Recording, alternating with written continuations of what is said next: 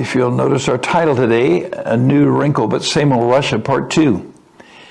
It's really amazing that we're watching the nations that the Bible mentions will be in the final battle, in the final scenario, all making headlines. And yesterday it was Russia's turn. Today it's Russia's turn. Tomorrow's probably going to be Israel's turn. But isn't it amazing that the Bible speaks about Russia? Matter of fact, I think even in the book of Genesis, there's some mention of Rosh in the area of Magog. And then we come to the important passage in Ezekiel chapter 38 and 39, and almost everyone agrees that indeed is Russia. I find a person from time to time saying, no, it's not Russia, it's so-and-so, but the area that they're talking about, it really is Russia. And then we find, of course, the mention of Gog or Magog at the end of time in the book of Revelation. So throughout the New Testament, or the Old Testament, we find mentions geographically of Russia. But the headline today was this, that British missiles out of the Ukraine going into Russia. Let me tell you that put an escalation on the whole situation there. And the very next story, I'm not kidding when I say the very next story was this. The United States, the Biden administration has approved landmines. Now I know they're high-tech landmines. They can be turned off, a big deal. It escalated the whole thing. It brought it up a whole notch. And then of all things, Russia fired an IC ballistic missile, ICBM. Why is that so important? Well, here's why. Because those particular missiles could actually hold a nuclear warhead. Do you see that in these three stories, one after another, in every case, the whole situation in the Ukraine has ramped up a whole notch. And as a result, the whole war scenario worldwide, including the Middle East, including America, has launched up. What does the Bible say? The Bible says that in the end time, Russia will be a major player. And I'm convinced that we're seeing the end times before our eyes. You see, it wasn't more than several days ago that we saw that really Russia was ready to negotiate. That's pretty important. And at the same time, we now have new threats put on them. And I wonder if that moment has moved by. I'm not saying it can't come again. I'm just saying, my friend, as you read the Bible, here's what we know will be in the end time.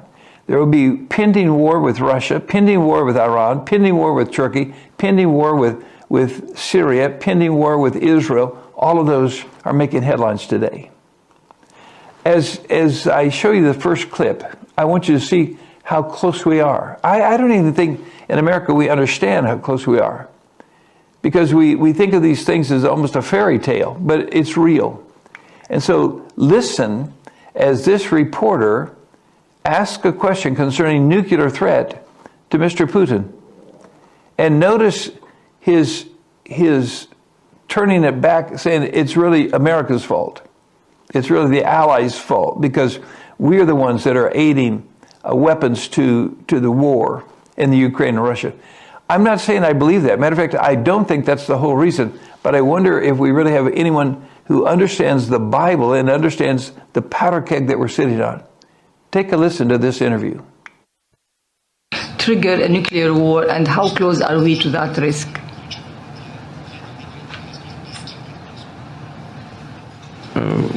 Вы знаете, вот нас все время пытаются обвинять в том, что мы махаем какой-то ядерной дубинкой. Но разве я сейчас поставил вопрос о возможности использования ядерного оружия? Это же вы сделали. Вы меня выводите на эту тему, а потом скажете, что я махал ядерной дубинкой. Значит, это такая тема очень жесткая. Вот, значит, американцы – единственная страна, Соединенные Штаты, которая использовала ядерное оружие во Второй мировой войне. Хиросима, Нагасаки – 20 килотонн. Наше тактическое ядерное оружие – 70-75 килотонн. Это такое ядерное тактическое оружие. Давайте не доводить до Не только до использования, а даже до угрозы использования. На Западе считают, что Россия никогда этого не использует. У нас же есть ядерная доктрина. Посмотрите, что написано. Если чьи-то действия будут угрожать нашему суверенитету и территориальной целостности, мы считаем для себя возможным использовать все имеющиеся в нашем распоряжении средства.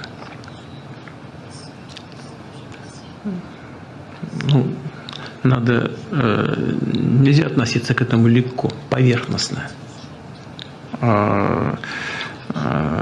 Нужно относиться профессионально. Я надеюсь, что так и все в мире будут относиться к вот таким к решению вопросов подобного рода. Well, Mr. Putin would like to put the United States on the hook and say, you know what, we're the ones that have used nuclear weapons, and we did. But I want you to also notice this, that it was in defense that we used them, and his smallest bomb is 3 or 4 or 5 times bigger than our biggest bomb then. Do I think a nuclear war will occur? Yes, I do. I think the Bible describes it in the tribulation time. I think the Bible describes it in the book of Zechariah. Will it be Russia? Will it be in Israel? I think it will take place in the Middle East. And that's why I'm concerned not just about Russia, but also about Iran. But here's what you can take from this interview. You can take this, that he blames nuclear escalation on people supplying arms to the Ukraine. That doesn't mean yes or no, we should do it. I just want you to understand that that's an escalation. Number 2, he will justify the use of nuclear weapons for his self-defense. And they're back on their heels. And he will also justify because they say, America, you used it, so how can you condemn us? I believe that Russia has the technology to supply nuclear weapons to Iran. I think Iran is interested in that proposal. I think the technical people from Russia to make the nuclear reactor work in Iran is something that's been negotiated and maybe even a done deal. Wow. Do you understand the powder keg that we're sitting on? The Bible said wars and rumors of wars. So the nations are right, the headlines are right. Let's go a step further because take a look at this. Look at this article. Don't misjudge the bear. Is the West understanding Russia's nuclear threat? Are we underestimating it? I pray that we don't. Now, I'm going to be honest with you. I really think that before something like this engulfs the whole war, maybe even the whole Middle East, I think the Lord's coming for those that are believers. Because I really see that this is some of the action that takes place in that tribulation period of time that's so dreadful. But I just want you to know that the threat is there, the buildup is there, the potential is there already.